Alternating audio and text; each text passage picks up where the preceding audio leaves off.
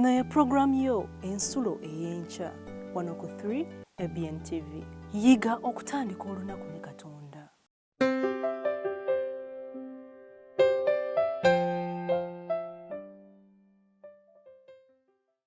Olunyiriri lwaffe olw'olunaku olwaleero luva mu Zabbuli eya 2:7 era nga lugamba nti abamu beesiga amagaali, abalala ne beesiga embalaasi zaabwe, naye ffe twogera erinnya lya Mukama Katonda waffe. Omulabi wa TV eno 3 ABN, weesiga ki mu bulamu bwo? Ki ky'olaba nti kya makulu nnyo oba ekisobola okukutaasa oba ky'owulira nga kyeweenyumirizaamu? Ekintu kyonna kyeweenyumirizaamu kisobola okuggwaawo era butaliimu, naye erinnya lya Mukama Katonda waffe lyakutuwanguza okutuuka ku nkomerero. Wiiki eno nsaba ffenna obwesige bwaffe tubuteeke mu Katonda waffe. Ebintu byaffe byonna bye tulina, ayinza okuba emmotoka yo oba ennyumba yo, naye byonna butaliimu. Twesiga erinnya lya Mukama Katonda waffe kuba mwe muli obuwanguzi.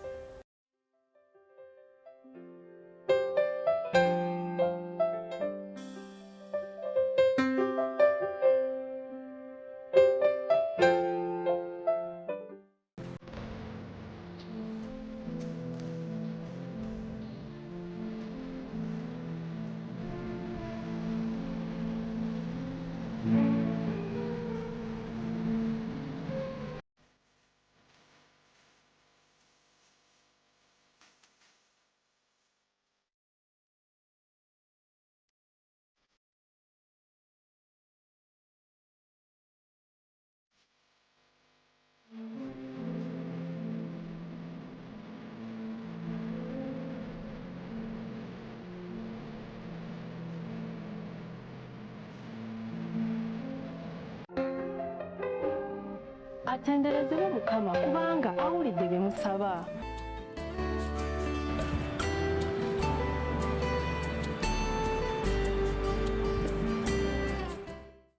Omulabi waffe omwagalwa owa 3 ABN TV, Mukama waffe yeebazibwe kubanga nate weekuumidde ku TV yaffe eŋŋanzi.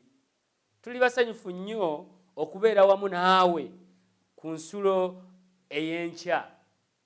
Ekyamazima mukisa munene fe okubeera naawe ng'otulaba.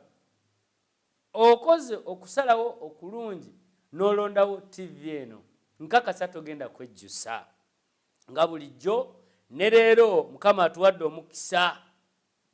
Era nga nze ali ku lutimbe lwo si mulala yenze omuweereza wa njiri ya Kristo omukadde Ssemwanga Leonard. Mpeereza okuva Makerere SDA Church Nankulabye, era nga ekkanisa eyo ekulemberwa ettwale ery'e Makerere mu settings y'ekkanisa ye Makerere District. Kale ndi musanyufu nange okufuna omukisa okuweereza maaso go. Bassebo ne bannyabo abampuliriza era abandaba, Mukama waffe yeebazibwe. Ne leero tulina ekyokuyiga kyotasaana kusubwa. Nakitaddeko omutwe ogamba nti kyekubiira omukakafu. Abange kyekubiira omukakafu. Katwebaze olw'ekyokuyiga. Mukama oli mulungi, osaanidde okusinzibwa ennaku zonna. Tukwebaza kubanga nate otuwaddeyo omukisa omulala bw'obukeesezza nga tuli balamu. Ate n'otuwa omukisa omulala okwongera okujja mu maaso go okuyigako. Kyenvudde nkwegayirira, teekateeka ebirowoozo by'abaddu bo n'abazaana bo abatulaba. Ebigambo bino bigenda okwogerwa bigwe ku ttaka eggimu, kabala emitima gyabwe. Weewaawo nange agenda okwogera, neme okwogera ebyange naye njogere ebyo byennyini byoyagala abaddu bo n'abazaana bo bategeere. Ffenna bituteeketeeke olw'obwakabaka obugenda okujja. Ku bwa Yesu Kristo Mukama waffe, amiina. Bassebo ne bannyabo, ekyokuyiga kigambye kyekubiira omukakafu. Abantu bangi bagezezzaako okubeera ne kyekubiira waabwe nga ddala bamuyimirizaawo ng'amazima. nze nategerera nti ensi si nnyangu be bakyala bali bakayanira omwana naye twebaza Katonda nti ddala yawa Kabaka Sulemaani amagezi. Abakyala baali babiri mu Bayibuli muno bayina omwana naye ng'omwana buli omu agamba nti waani wuwe. Kabaka Sulemaani n'aba nga atabuddwa naye temwerabira Katonda bwe yawa omukisa Kabaka Sulemaani okusaba yasaba magezi naye njagala okutegeeza Kabaka Sulemaani Katonda yamuwa amagezi. Abakyala bano bwe yalaba buli omu alemeddeko n'agamba kati ngenda kukola ntya. Oli omukyala agamba omwana wuwe n'oli agamba naye wuwe kati waani? Njagala okutegeeza Kabaka yayimirira ku magulu ge abiri. Kaakati bwe muba mugambe nti no omwana mwenna wammwe nsazeewo kino n'alyoka akatyemula n'agamba atya kaakati omwana ono ngenda kumusalamu bibiri buli omu atwaleko kitundu n'ono atwaleko kitundu nja kubasisaze mazima. Okwo kwali kusalawo kwa magezi. Bwe yamala okufulumya statement eyo nannyini mwana yafulumya statement egamba Kabaka omwana wange tomusalamu muwe mulekedde oli. Sulemaani kasa yawulira omukyalo ono kyokka oli omulala yagamba ye Kabaka osaze bulungi buli omu musalemu nze ntwale ekitundu nange ntwale ekitundu. Kabaka yategeererawo n'agamba omukyalo ono agambye nti nno tosala mwana wange mulekedde oli n'ategeera nga yali nannyini mwana. Basebo ne bannyabo olwalira abantu bangi bali mu makomera naye nga tebalina kye bazza naye ng'ekyabatuuseeyo si kirala kye bayita kyekubiira omukakafu. Tambula nange mu Luka essuula 23 olunyiriri olwa 21 ayogera ebigambo bino. Luka essuula 23 olunyiriri lwa 21 tulyoke tulabe kyekubiira omukakafu. Ogenda kumwewuunya naawe. Olunyiriri olwa 21 agamba Luka 23 olunyiriri olwa 21 ayogera bw'ati ng'agamba atya ng'agamba nti naye bo ne boogerera waggulu nga bagamba nti mukomerere. Basebo ne bannyabo waliwo ebigambo ebyayogerwa ku Mukama waffe nga bagamba tumukole tya mukomerere naye nga gwe bakomerera. Basebo ne bannyabo Yesu yali talina kintu kyonna kyakoze. Kabaka yali yabuuza singa oba osomye waggulu eri Piraato nga abuuza nze mbateere Balaba oba mbaleere Yesu. Agamba nedda ffe tuteere Balaba Yesu Kristo mukole ki mukomerere. Naye okusalawo kw'abantu Basebo ne bannyabo kwali kwa kyekubiira. Olwaleero naawe oyinza okuba olina kyekubiiraawo mu bulamu bw'ensi eno. Tusisinkanye ebisoomooza ng'olina embeera gy'oyitamu naye ng'ekyagikutuusaamu kyekubiira wansi eno. Oyinza okubanga ddala omulimu gw'okola si gwe wandibadde okola naye olw'okubanga abantu balina okuwa omulimu ogugwo balina kyekubiira gwe ayitamu naye ne bateekawo omulala. Oyo kyekubiira omukakafu. Bw'obanga togenderedde mu nsi eno era abantu bangi bagenda kuzikira olw'obutamanya kyekubiira ali mu nsi muno. Waliwo ebigambo bye njagala owulirize. Omusajja yatuuka ewaka okukizuula ng'omukazi bamukozeeko obulumbaganyi obukambwe era n'akiddiŋŋana emirundi n'emirundi kwe kumuggulako emisango emikambwe ng'agiggula ku mukozi gwe yaseka ewaka kubanga mukazi we baali bamukozeeko obulumbaganyi. Naye agenda okutuuka ku lesitolanti yategeeza nti yali akyadde ku olwo era nti yali alabye omusajja mu kiro. Omwami eyali alumirizibwa nti yakola obulumbaganyi obwo yalina emmere ebuguma poliisi we yatuukira ewakaawe. Naye agamba nti tewaaliwo mujulizi ku musango guno, kyokka ng'omusajja ono yalina okufuubaana okunnyonnyola okwetaasa ku kibonerezo ekyo kye baali bamugambye nti bagenda muteekako ku kibonerezo kya myaka 16 olw'omusango gw'atazza, nga tagezangako yadde okuguzza nga n'obujulizi bwennyini tebuliiwo. Omusajja omulala oluvannyuma yayatula nti yali yakola obulumbaganyi, naye ng'omusajja talina kye yakola. Era agamba nti ffenna tuyinza okukosebwa kyekubiira omukakafu. Oyinza okukeekanga nga naawe wali owaayirizibwako, naye ne waveerawo ddala omusajja oba omukazi n'alagira ddala nga kyannyonnyola ge mazima naye nga bulimba obwenkomeredde. Oyo gwe bayita kyekubiira omukakafu. Basebo ne bajja waliwo omuntu asobola okwogera ebyobulimba nga talinamu yadde akamwenyumwenyu ku matama, ng'olabira ddala ng'akakasa ensonga ey'amazima naye ng'ekyamazima bulimba bwereere. Njagala okutegeeza muganda, ffenna tuyinza okukosebwa embeera bwetyo. Abantu abalina endowooza ezawagamira mu bo okuva emabega bataputa obujulizi mu ngeri ey'okunyweza bo kye balowooza. Abantu bangi asobola okuba ng'alina kyakuyinako, ng'akuyinako akakuku n'ogenda okwekanga nga ye kennyini anyweza obulimba naye ng'abulaba alowooza mazima. Oyo kye bayita kyekubiira. Sooka weebuuze, abantu okugambira ddala nti Yesu mukomerere, ddala yali akoze eki? Ng'abantu abamu yabeerako nabo, ng'anyumyamu nabo, nga n'abamu yalaba Yesu yawonyanga abalwadde nga balaba. Yesu n'abeerako nabo nga balaba. Naye baamugamba bakole batya? Bamukomere nga n'obujulizi babulina obw'obulimba. Eyo yensi gye tulimu. Njagala okutegeeza muganda wange, kino kituuka ne mu nsonga ez'okukkiriza gye tulaga ensi egenda kusisinkana nga eri matigga. Bantu bagende batuweeyo lwakubanga tukkiriza mazima. Gw'atannaba kutereeza kukkiriza kwo gye tulaga si byangu. Ate noweewuunya embeewuunya, abamu balowooza nti bajja kutereera nga batuuse mu kiseera ekyo kyennyini.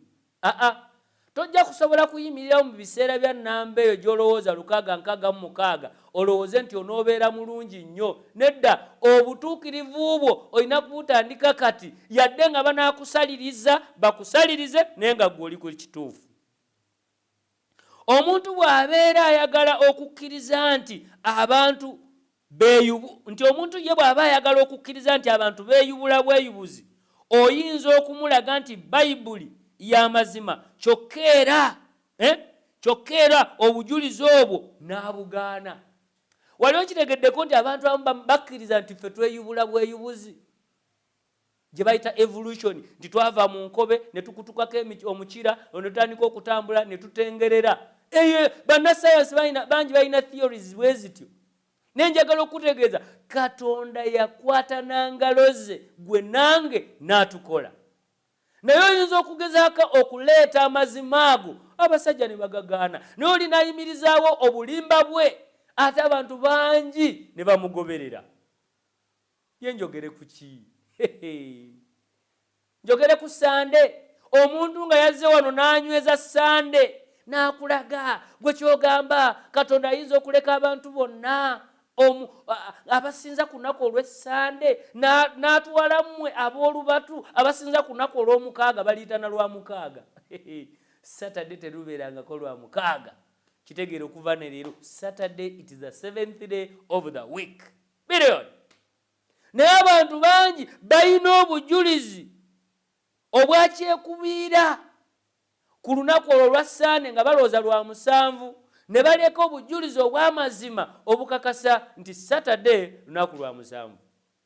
Olina okwetegereza nti olwaleero waliwo kyekubiira omukakafu ng'abantu gwe baagala. Okitegedde mukwano? Bw'onoolemwa okukitegeera ojja kwekanga nga naawe weesudde mu nsasa ge. Singa otunuulira waliwo obukakafu obwa saayansi ku butonzi buyinza okugaanibwa nga saayansi omubi.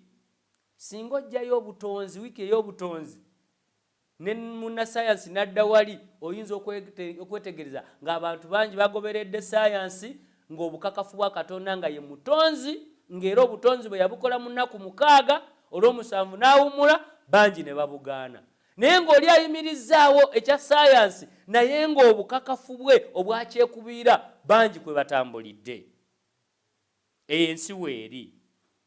Omuntu atakkiriza nti eriyo Katonda ayinza okulaba enjuba ng'egolooba oba okulaba omusana oba okulaba omwana ng'akula mu lubuto n'akinyoola nga engeri ebintu gye bitabaawo.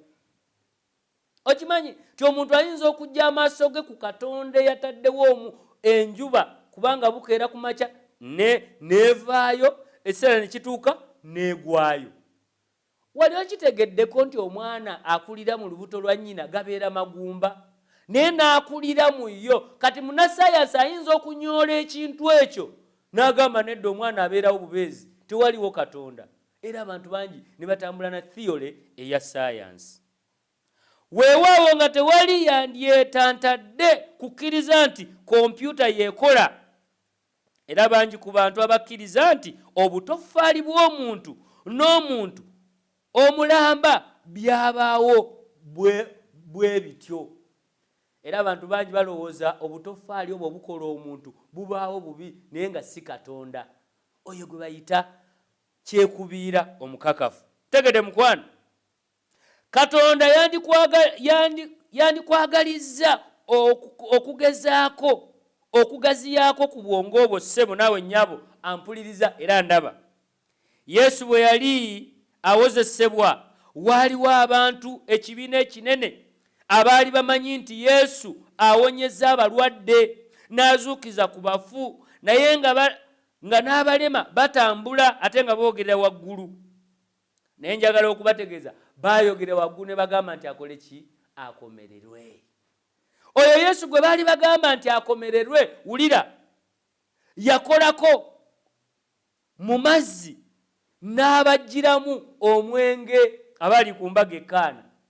Oyo baamugamba akole atya? Akomererwe. Basobole bane, oyo Yesu gwe baagamba okukomerera yakola emigaati 5 ebyennyanja 2 n'emigaati 5 n'agabula abantu abaali abayala, ne balya ne babwegera, n'ebibbo 12 ebyobukunkumuka nabyo ne bisigalawo. Oyo gwe bagamba akole ki? Akomererwe. Yakamula omubisi nakinywezezza ne banywa ng'agujja mu mazzi. Abange, oyo gwe bagamba okukomerera. Naye ng'ekimukomereza kiki? Lw'okubanga yakola ebituufu. Buli kye yakolanga nga bagezaako okumunoonyaako obujulizi obwakyekubiira obukakafu. Kyekubiira omukakafu omulaba. So muganda ne mwanja zampuliriza era ndaba ky'olina okutegeera ebyo nga bikutuuseeko, tegeera nti tebisookeddeko ggwe. Bwe biba nga byali ku Mukama waffe gwe wakkiriza nange gwe nakkiriza, ate nzaani gwani? Kati bwe bikujjiranga nyweza Yesu Kristo gwe wakkiriza ajja kuwanguza. Olw'okubanga naye byonna byamutuukako ne bamuwaayiriza naye n'asigala ng'anywedde ku kitaawe. Yakola statement gye neewuunya n'olwaleero. Yagamba nti kitange, bwe kiba kiyinzika ekikompe kino kinveeko, singa nze bwe njagala naye kikolebwe nga gwe bw'oyagala. Bassebo ne bannyabo, nsaba ng'embeera ekujjidde. Jjukira tuli mu nsi ya kibi. Bwe tuba twogera ku bintu nga bino tolowooza nti biri bunaayira. Kituufu oyinza okuba okyabiwulira buwulizi wala, naye nkya biyinza okutuukirira.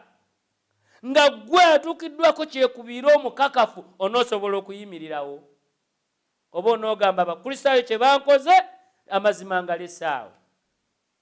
Abakristaayo ayinza kubeera na Mukristaayo munno gwe musaba mu kkanisa emu, ayinza nakuba mukadde. naye n'akulumiriza mu bujulizi nga ddala bwakyekubira nga bwa bulimba nga tebiriiyo, n'ofiirwa ebintu bye byonna. Njagala okutegeeza bwe bikubeerangako toggwanga mu ssuubi. Tegeera yatugamba nti omuddu tasinga mukama we. Bwe biba nga byatuuka ku mukama waffe Yesu Kristo, nkukakasa nti naawe bijja kutuukako, nange bisobola okuntuukako. Oyinza n'okuba nga wondabira kaakati by'olimu, ng'era olabira dda nti buno obubaka bubwo, gwolooza nategedde nti nno by'olimu. Katonda alina kyakutegeeza. Tyogenda kusisinkana kyekubiira omukakafu, naye ne bwakujjira tomagamaga. Tunuulira oyo gwe wakkiriza, njagala okutegeeza ajja kuwanguza. Abantu basaavinze ebibonerezo mu makomera naye nga tebalina musango gwe bazza. Abantu bafiiriddwa emirimu naye nga baabawaayiriza. Njagala okutegeeza tuli mu nsi abantu bangi bagezaako kwagala balimba okusinga aboogera amazima. Ngezaako kuki okulabula abaana bange abawala. Emirundi mingi abaana baffe abo abawala bafuna okusoomooza okwawula ku muntu omutuufu n'omukyamu, naddala nga bali mu status ey'okufumbirwa. Omulenzi ayinza okujja nga bambi ayogera mazima, bambi akasente tekanawera naye nga mwesigwa, naye omuyaye n'ava gy'ava n'atabbira omuwala nga buli kimu kyamugamba amulimba bulimbi, naye ogenda okulaba ng'omuwala aleseewo omutuufu n'agenda n'omuyaye, naye nga byonna byamugambye kyekubira wa mukakafu. Kiki eŋŋamba muganda ne mwanza mpuliriza? Abo ebyo byonna bisuubire. Tekiri ku bawala bokka, n'abalenzi bambi nabo batomera. N'alekawo omuwala omutuufu n'atomera omuwala embaki. N'emirimu bwe gityo. Naye tuyinza kubisomoka tutya bwe tutegeera nti ebyo bye tulimu oba bye tunaabeeramu tebisookedde ku ffe, ne Yesu Kristo gwe twakkiriza yabirimu owali obuwanguzi bwaffe. Njagala okutegeeza ensonga endala, singa oba weetegereza ekyo kyokka nga mu kaseera ako bakayanira omusaayi gwe, kubanga baayagala okukkiriza ekyo kye baagala bakkirize. Abantu bagezaako okukayanya omusaayi gwa Yesu Kristo guyiike olw'okubanga bo baali balina kye baagala kituukirizibwe. N'olw'ensonga eyo kya mugaso okulowooza okusoma Bayibuli n'okwegendereza ekyo kyegamba. Mukama waffe yeebazibwe. Kyova olaba nze ŋŋamba neebaza Katonda olw'ekkanisa eno ya Seventh-day Adventist tuyimiriddewo ku kigambo kya Katonda kyonna ate kyokka. Era kiyinza okukuyamba okutambulira mu nsi eno erimu kyekubiira omukakafu. Obuwonero bwaffe bwokka kwe kunywerera mu kigambo kya Katonda mwokka mwe tulina obuwonero. Bw'okikola otyo owa Katonda omwaganya okukukulemberamu nga bw'ayagala mu nteekateeka gy'alina eri obulamu bwo. Mukama waffe yeebazibwe. Njagala okutegeeza muganda ne mwanyaza mpuliriza nti bw'onooganya otambulire mu kigambo kya Katonda oba owadde omwaganya Katonda atambule naawe, yonna gy'anaakutwala. Byonna ne binaabeerawo olw'okubanga weekwasizza oyo Katonda ataggwaawo, ogenda okulaba buli kimu nga kitambula. Saba Mukama Katonda akumpeera omukisa muganda ne mwannyinaze. Era nkwebaza olw'okubanga osazeewo okubeera naffe mu pulogulaamu eno etandika olunaku n'okwogerako ne Katonda waffe mu ngeri y'enjawulo, eyo gye bayita ensulo ey'ekyenkya. Ensulo ey'enkya, ensulo y'enkya kitegeeza y'ensulo kwe tunywa. Mukama akumpeera omukisa ng'otandika okwerinda kyekubiira omukakafu ku bwa Yesu Kristo Mukama waffe. Amiina. Katwebaze. Mukama oli mulungi kubanga natwe tuwaddeyo omukisa omulala. Nzikiriza ddala tolina ky'olikola okusooka ng'olabudde abaddu bo n'abazaana bo. Abaddu bo n'abazaana bo abandaba bangi besinkanye nga bali mu kyekubiira, babawaayiriza, bawaayirizibwa, n'abamu balekebwawo naye nga bulimba bwereere bwe babalesaawo. Abamu balina emirimu nga tegyali gyabwe.